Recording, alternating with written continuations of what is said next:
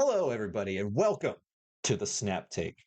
My name is Peaceful C. I am a card game streamer, primarily streaming Hearthstone and Marvel Snap, and I'm filling in for Glazer this week as he is on vacation. Have a good vacation, buddy. And today we're going to be discussing a couple of sweet decks. I've got a sweet Shuri Black Bolt stature list from Ica. I hope I'm saying that right. And a super potent looking discard Dokken deck from Captain Kerr. And make sure you follow both of those people if you don't already. Go follow them on all the proper channels. Check out their content because they are putting out some great decks. Particularly, I'm a super big fan of this Shuri stature list that we're going to get into. But before we do that, I would like to ask you guys to please subscribe to the channel. It is the best way you can do to support small content creators like myself and like Glazer. We are putting in a ton of work behind the scenes to bring you guys awesome content. Hitting that subscribe button, liking the content, and maybe drop in the comments what your favorite deck of the two is and why you like it. All of this helps get our content out to more people. So please go do that. Glazer's putting out stuff every single day. He's putting out shorts. He's putting out videos. If you want to win more in Marvel Snap and want to be on top of the metagame at all times, look no further. This is a great place to be. While you're at it, if you don't mind, go check out my channel as well. The channel is Peaceful C. You'll find me. I got the little Peaceful C. Follow me as well. I'm putting out deck guides weekly, putting out guides to what's going on each week in Marvel Snap to sort of help you through, figure out what content you're going to need or to figure out what you need to know about what's coming up in the world of Marvel Snap. So please go check that out. Support small streamers or support small content creators. We're out here trying to do our best to bring you awesome content, and it means the world to us. So moving on with that, let's go ahead and get into the first of the two decks today. This is one of my favorite decks to play right now in the entire game. And this ad is Ica's 85% win rate Shuri Black Bolt stature list. All right, you got a lot of sweet things going on here. And what I love to see when I'm looking at any deck that's a little bit different from what you're used to seeing, is I want to see what kind of powerful combos and sort of power output this deck is capable of. And looking at this deck, it is running some of the best combos for that in the entire metagame. So let's go ahead and get into it a little bit. Look at some of the combos that are in this deck. So first up, I want to highlight what's probably one of my favorite combos right now, and that is Forge plus Kitty Pride. This deck kind of looks at that and takes it into a whole nother stratosphere. So Forge plus Kitty into Shuri, into Kitty, into Taskmaster. This puts out a insane amount of power that really is hard to interact with. And that is the big thing, right? So one of the things that you got to watch out for in Marvel Snap, especially in conquest mode, once your opponent knows what you're up to, is tech cards. So if you have priority going into that last turn and you have these big cards that are vulnerable to Shang, that are vulnerable to Shadow King, that sort of thing, you are vulnerable, or in this case, vulnerable to Killmonger. You're really going to lose a lot of cubes if you're not finding ways to play around those cards. And this deck is built to do that. That's one of the things that I think is so potent about this deck is that you have just this engine that is so hard to interact with for your opponent. You go Forge, Kitty, you go Shuri into Kitty, your Kitty's 15, 16, sometimes bigger power, and you just follow that up with Kitty plus Taskmaster on turn 6, and there's nothing they can do. You just win 2 lanes easily, and the game's over.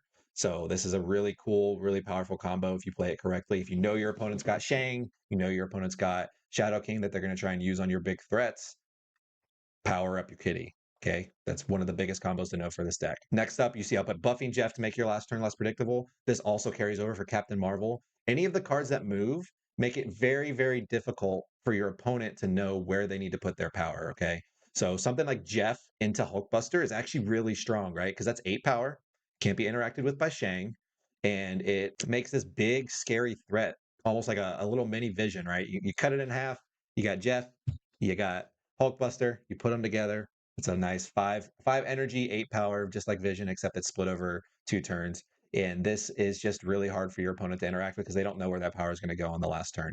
And that's one of my favorite things about Snap. If your opponent knows what you're going to do, it makes it a lot easier for them to play properly around it. Whereas if you're doing unpredictable things like this and throwing priority so that they can't Shang you on the last turn, suddenly those tech cards just look like dead cards in your hand because you get to turn 6 and you're like, well, can't play my Shang. There's no targets on board, and I have priority. And you're basically, if you're familiar with some other card games, the idea of card advantage, you're basically removing cards from your opponent's hand because other than 3 power, that Shang does nothing. And who wants to play a 4 energy 3 power card? That's useless. No one's going to play that. They need to find other things to do with their turn. And that is just a really powerful thing to do to negate those cards in your opponent's hand. And that's one of the reasons that I'm on the Shang is fine train. I know a lot of people want to see Shang changed. I think Shang is fine because if you're smart, if you design your deck in a way like Ica did here, then you can just beat Shang because they just never have a target for it. All right. So that's the two main things that you need to remember with this deck. Find ways to play around Shang. Use your Kitty Pride as a way to hide your power to throw priority in the last couple turns for decks that have a lot of tech cards against you. And then use Captain Marvel and Jeff to your advantage. Make sure you're stacking one lane that you can always win, and then stack the other two in a way that wherever you need those cards to go, they can go there to win you the lane. Next up, we're going to talk a little bit about proper snapping with this deck. I think this is an underutilized facet of most people's snap games. So one of the things I really like to try and do when I'm going over decks is give you all my advice on when you should be snapping. So for this deck, anytime you have a hand that you can go Forge, Kitty, and then Shuri the Kitty, and then like Taskmaster on the last turn, something with a lot of explosive power that can't be interacted with, you should be snapping. You should be snapping early. Don't wait until turn 4 when you play Shuri to snap. Okay, thank you. Friendly advice. Next up, any hands with really explosive turn 6s. So something like turn 4 Shuri into a 14 power Black Bolt into Taskmaster Stature. That's a really good turn. Something like Forge into Kitty, into Shuri the Kitty, into Kitty plus, Kitty plus Taskmaster or Kitty Captain Marvel, something along those lines. A hand where you get to put out 20, 30 power on the last turn. That's going to be a really powerful turn. That's going to win you a lot of snap games. So get your cubes for it. Don't walk away with one cube after they see your turn 5 and they're like, oh, I can't beat that. Get it in advance. All right. Last thing, this is a classic. If you've ever played a Shuri deck before, you should know this one. But anytime you have armor into Shuri, it's generally a good hand to snap because you know that one lane, unless they're running specifically Shadow King, that one lane is going to be good. That one lane, you're going to have enough power to win that lane. So that's my advice for this deck. Those are my thoughts. We'll go back and look really quick. I love this deck. Um, there's not really any cards on this list that are that hard to replace. The only ones that I'm sure people will have issue with is obviously Jeff. If you have Silk, honestly, Silk looks pretty sweet in this deck. You don't really get a ton of synergy from it moving, but one of the things that people have learned in the last couple weeks, last month or so, is that playing Captain Marvel and Silk in the same deck, it kind of evens out because if your Silk bounces somewhere that's not super favorable, Captain Marvel's there to pick up the slack. She can bounce over and help out. So just keep that in mind. That's a good sub there. Other than that, all of these cards should be pretty easy for most of y'all to pick up. Everybody should have Kitty because of the whole Kitty debacle when it first launched. And then all these other cards, I believe, are Series 3.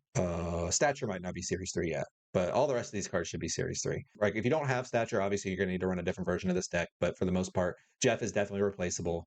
You can sub in, like I said, Silk. If you don't have Silk, you can sub in something else in the 2-drop slot that maybe Spider Ham or something that adds a little bit of extra utility. Just know this deck will be a little bit worse without Jeff because, like I said, Jeff into Hulkbuster is a pretty common line with this deck, at least I found, that gives you a lot of flexibility with your power. Next up, we are going over Captain Cares, 66%.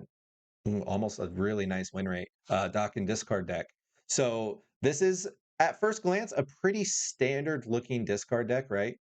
I've seen people running similar lists a lot. It's got your normal Morbius into Dracula, into MODOK, into Chavez or Apocalypse on turn 6, whatever you need to do with a bunch of swarms. That normal, pretty powerful line that discard has ever since MODOK was released. But it also has a little bit of an alternative win condition here where you can go dock into Absorbing Man to generate an extra shard, and then that just gives you a ton of extra power in the late game. Now, one of the things I really want to note as we get into this deck is the inclusion of Blade is something that I think is really sweet and something that I have experimented with in the past, but not since docking came out. So the cool thing about Blade is this is generally not an early turn play. So you can play it on turn 1 if your hand is suitable to it. If you have like Wolverine, Swarm, APOC, some combination of those cards in your opening hand, obviously it's totally a fine turn 1 play. But generally what you want to do when you have a Blade in hand is you want to set up a turn 6 where you go MODOK first into Blade to get that extra discard on your Apocalypse. And this is a super powerful surprise factor where a lot of times people will count it out, right? They're like, okay, they're going to MODOK on 5 or they're going to MODOK on 6. I know their Apocalypse has been discarded, one time. Maybe it hasn't been discarded at all. It's only 12 power. This Drax going to be 12 power. I can play this here and I'll win. And you go MODOK Blade.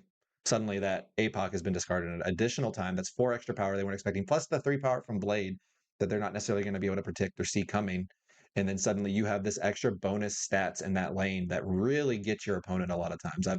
I've won quite a few games with this deck where I did exactly that, where they expected, Modoc on 5 into Chavez on 6, and instead I went Drac or Dokken on 3 into Absorbing Man on 4 into Drac on 5 into Modoc plus Blade on 6, and it just threw off the numbers that they were counting on, really messed up their plays, and gives you some sweet lines. Now, just keep in mind, this doesn't work if you have Swarm in hand. So you got to be careful of that. So if you have a Swarm and you want to set up that play, you got to get rid of it. You got to play it at some point. That, or maybe you call in early, get the Swarm discard, trying to set up that Blade draw later in the game. So just keep that in mind.